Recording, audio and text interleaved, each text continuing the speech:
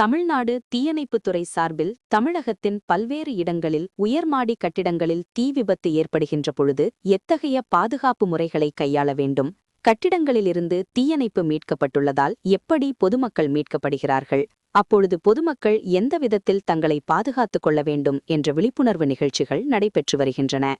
இதன் தொடர்ச்சியாக சென்னை பெரம்பூர் பகுதியில் அமைந்துள்ள தனியார் அடுக்குமாடி குடியிருப்பில் இன்று காலை தீயணைப்புத் துறையினரால் பொதுமக்களுக்கு விழிப்புணர்வு ஏற்படுத்துவதில் உயர் அடுக்குமாடி கட்டிடங்களில் தீ விபத்து ஏற்பட்டு அதில் சிக்கிக்கொள்ளும் பொதுமக்களை எப்படி நவீன கருவிகள் மூலமாகவும் தீயணைப்பு வீரர்கள் மூலமாகவும் மீட்கப்படுகிறார்கள் என்றும், இதற்கு தீயணைப்புத் துறையினரிடமிருந்து எத்தகைய பயிற்சிகள் வழங்கப்படுகின்றன என்பது குறித்தும் விழிப்புணர்வு ஏற்படுத்தும் நிகழ்வு நடைபெற்றது.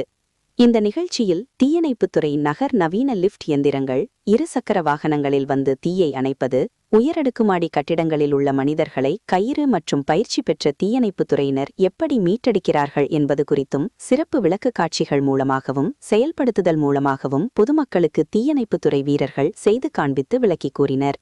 நிகழ்ச்சியில் தமிழ்நாடு தீயணைப்பு மீட்புத்துறை இயக்குனர் திருமதி சீமா அகர்வால், IPS DGP மற்றும் இணை இயக்குனர் சத்யநாராயணன் ஆகியோர் கலந்து கொண்டனர். நிகழ்ச்சியில் 300க்கும் மேற்பட்ட பொதுமக்கள் கலந்து கொண்டு விழிப்புணர்வு நிகழ்ச்சி கண்டு களித்தனர்.